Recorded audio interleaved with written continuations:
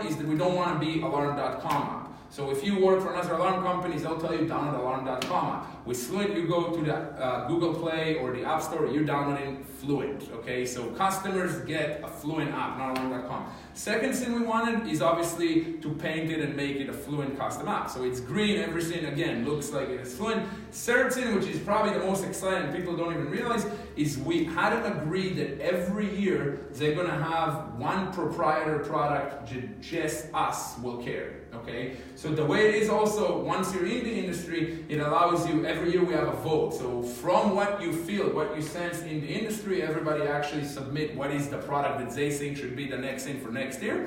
And we pick it, and then we give it to them to integrate. They have a lot of engineers on the site, so they actually take care of it for us. Kind of unique and cool because where a lot of people will tell you someone was here, I've heard a pitch before, things like that. No, you definitely haven't heard of that. You've probably heard of people selling you security, right? We're doing something totally different. If you ever heard of cybersecurity, throw them totally off, right, and gain control of the cell again. Cybersecurity is what we came up with in 2018. Again, with growing need, what it means is parents can now monitor their internet consumption, can monitor their kids. So if you didn't want your kid to be on the internet for more than 3 hours at a time, you can actually get notified through your alarm smart home app that they exceed that. If they go on a certain website, you can control all of that. And the nice thing is it's super cheap. You just add it to their package, okay? Goldman Sachs, business students, I'm sure you've heard of them, right? Largest investment bank in the world. It's quite exciting. So I've been at Fluent since the beginning, okay? I started out doing alarms in 2009. Originally, by the way, I'm from Israel. That's this thick accent. I came as a kid to play hockey in Canada. Ended up playing hockey in the States after graduating in Notre Dame, if you guys ever heard in Saskatchewan. Never made it to the NHL or anything. And there came a time, that I realized, okay, time to move on. The army in Israel was on my neck saying, hey, you need to come do your service. I ended up leaving everything, figuring, okay, I'm not going back to play hockey in Israel. I left Israel because hockey sucks there, so I'm not going to sacrifice my army experience to go play hockey. So I literally threw everything to the side, went back into combat. You never know how life pans out. After a year and a half in it, I ended up getting injured to the extreme break in my shoulder. Boom, you become a liability from the best soldier that they love. You're now exempt and they don't want to deal with you. It put me in a situation, where I obviously started saying, what am I doing with my life? My brothers, my friends are still in the army. What am I going to do? I needed money to go to school. I tried to go in Israel. They said, sorry, we don't transfer your education from Canada because you didn't complete a full year of post-high school. Blew my mind, right? But at the end of the day, that's sometimes the cards were dealt.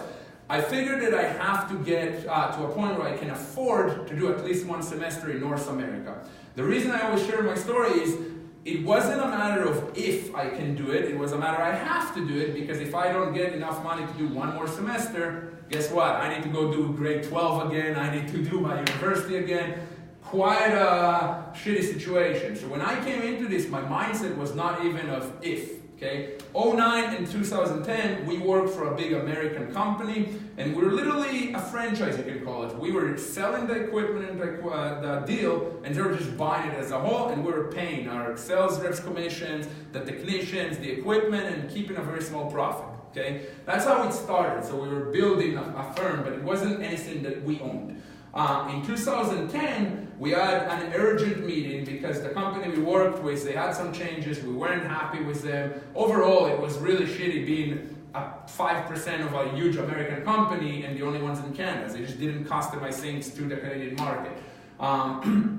Graham Wood, the owner, is 35 years old, phenomenal person, basically gathered us all for an emergency meeting and said, guys, I think I have enough real estate that I can leverage now, that I can take the first capital we need to start our own company. It can be a very bumpy road, starting a business, we have the sales behind us, we don't really know how it's going to go. We went for it as a group, we decided, and it was amazing. For the first time, we make the calls now. We need to make adjustments. It's a call to Graham, it's a call to the CEO. It was our baby, okay?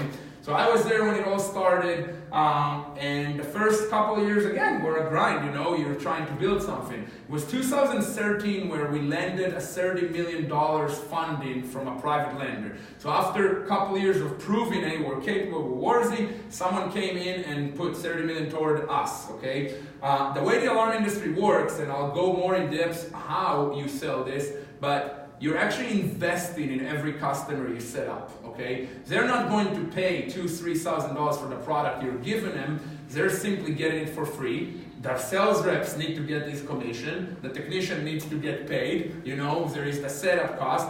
You really, every time you go and give someone a free alarm, Fluent needs to shell out anywhere between $1,000 to $1,700 to actually make that happen.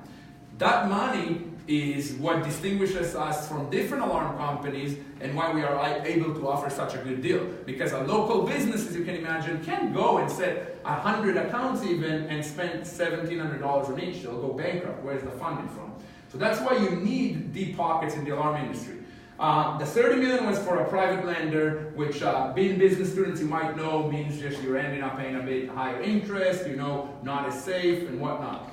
2014 came, we killed it with the funding that we got, and we finally managed to get our goal, which was partnering with Goldman Sachs. So since 2014, Goldman Sachs have given about $100 million to Fluent to fund the operations and setting up all these customers, getting us to the point where we're Canada's largest privately owned alarm company, okay? So that's why it's there. 2GIG is just a manufacturer, so that's nowadays the largest equipment manufacturer for alarms and home automation. Better Business Bureau, you probably heard of them. They just, we do work with them, so it's not a no brand, no company, you know, you could actually look us up. We're accredited with an A rating with them, so it always helps to actually show people, hey, this is the company. Okay, a bit here you can see Forbes wrote about our success, describing how we're literally the fastest growing alarm company in the industry. Inc. 500, so that's the Internet of Things 500, we're on that list for being a smart home company, and all different kind of cool things like the Mission 500. Once a year we go on charity trips, so we go all over the world to destinations. It's usually a week of hard work that literally you're doing charity work and working with your hands, so it's not easiest, but it's a great feeling. And then it's usually a week of just pleasure and spoilings, you know, and enjoying. It all actually gets becomes a part of our program. Here what you're looking at is our heat map, okay? So it shows you 400% growth over the past 3 years. You can see how the West Coast, we're absolutely dominating. Okay, you can see how in the States, even West Coast is where we started. Now in the States, we've actually started to have quite a bit of concentration in the Southeast. In Canada, you can see these small dots. So as you can see, we have business in Halifax, in Newfoundland, now in Quebec, in Ontario. It's not that we're not working there, it's just not our concentration areas, which means for future growth, the opportunity is endless, you know. What Dylan did is incredible, not just because he basically did really well his first year, went and made over 6 figures in his second year in 4 months. That's obviously amazing on its own. But what he's essentially doing, you know, is he's starting to actually penetrate the Eastern Coast. He's starting to bring people from the East Coast to the West Coast. He's starting to get more, brand awareness out here. There is Max and Kat that are in the room. Again, they're another office that is growing, you know, so there is more and more opportunity in the East Coast.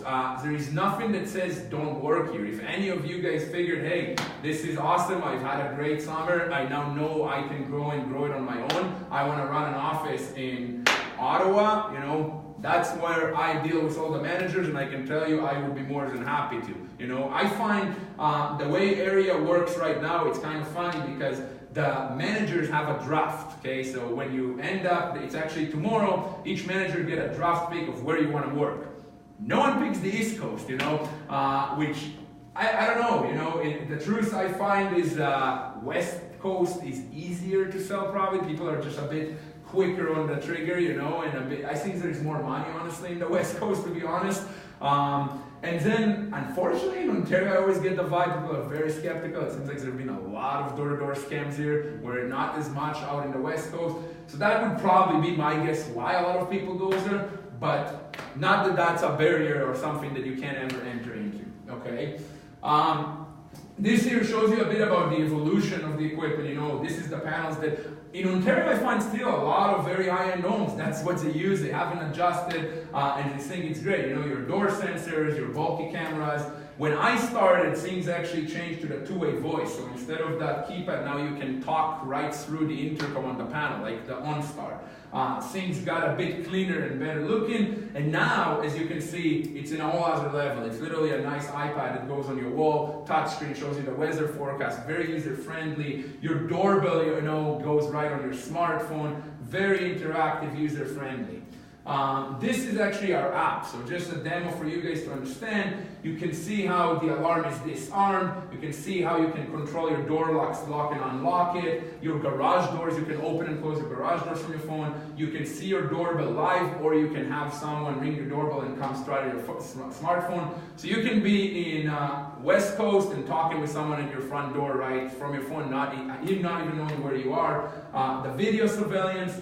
The GPS, car GPS, was our 2017 proprietary product. So basically, we're the first ones that took the car and added it to the same platform. So as a parent, because people always ask, well, why would I want a GPS? I can just buy a car GPS. Well, what this does differently is with the app, it allows you as a parent to decide what do you want to monitor. And that's where the smart homes become smart. And that's the concept that you guys really need to understand, where you can customize everything. For example, have anyone ever heard of geofencing? No, okay. Geofencing means, because we have the smartphones and the GPS in our phones, okay, we're now able to start having automatic things happen based on our location. So a geofence, let's say I set a geofence around this building, that it's a fake fence of 1 kilometer, okay, and I live in this building.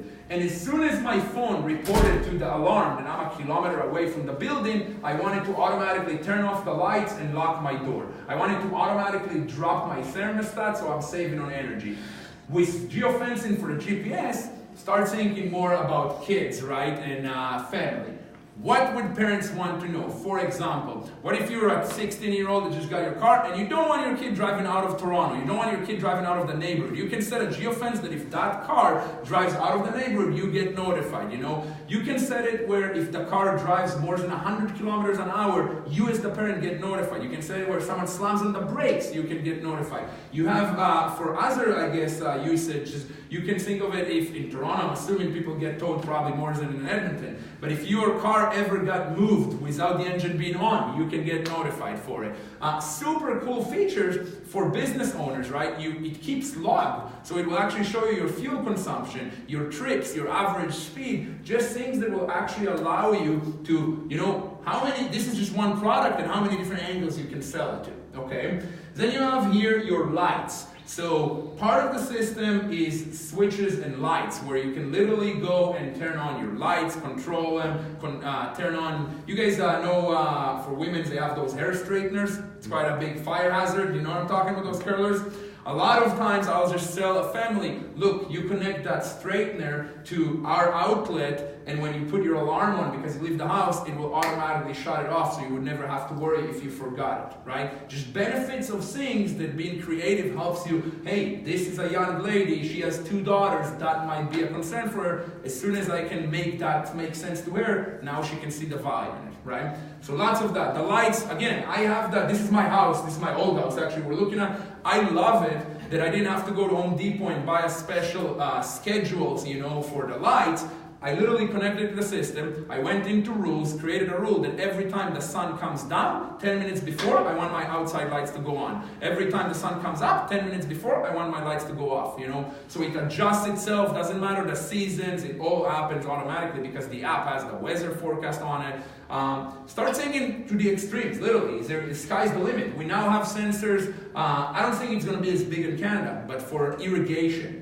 Imagine if you have your irrigation connected to this, and based on the weather, if the app shows that it's going to rain, automatically your sprinklers won't come on. That's the stuff we're dealing with. It's crazy advanced technology. And the nice thing about Fluent, unlike other companies, is that it's fairly open concept, which means Z-Wave technology is what we're dealing with. You can sell someone on the concept of how much free stuff they're getting now, but you can tell them, you can grow this on your own. Look, if you wanted to take it to the next level, if you wanted to order a Z-Wave sensor that controls your hot tub, you would be able to add it to the brain of that system. That's how big is the opportunity here when you're actually pitching out the product, okay? Thermostats, so with Go Green movement, you probably know already, like thermostats, like the programmable ones have obviously been standard. Well, here they just realized, you know what, how about we can perfect that to the extent that with geofencing, when you leave home, both of your cell phones, so not the wife is home and then she's called, only then it will drop the temperature. Things along those lines, okay? Log, which would be, again, a dumb, simple scene, but a lot of people love it, as they can see when was the door unlocked, when did the kid come back from school. You can have it that if you forgot to close your garage door, if you forgot to lock your door, it will notify you. You know, stupid small things that are so useful that once people get into it, it's like, this is awesome. And let's talk about actually how you sell it, okay? So now you understand you have the flexibility to customize everything, okay? But how expensive is this? See, it's really affordable. So your basic security with the app and notification. And when I say basic, so basic security will include break and enter, fire, carbon monoxide monitoring, flood, freeze emergencies, and medical lifeline.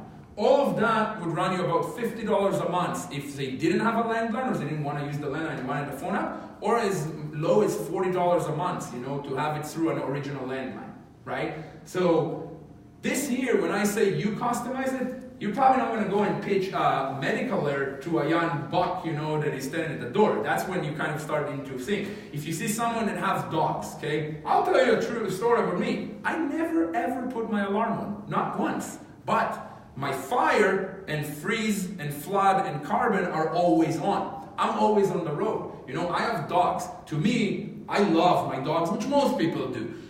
A lot of dog owners never thought about it. Look, do you have a doggy door in the house? So if your smoke detector beeps, making so much noise, what is your dog going to do? Bark? Is he going to be able to call you? When would your neighbors figure out that there is a fire? When they see smoke coming out of the windows? What happens to your dogs, right? And it's not trying to take on a scare tactic. That's the secret where how do I build a conversation to actually reason with someone, to simply show him, look man, obviously human nature is reactive. You've never thought about something like that, but you understand why we have these products, right?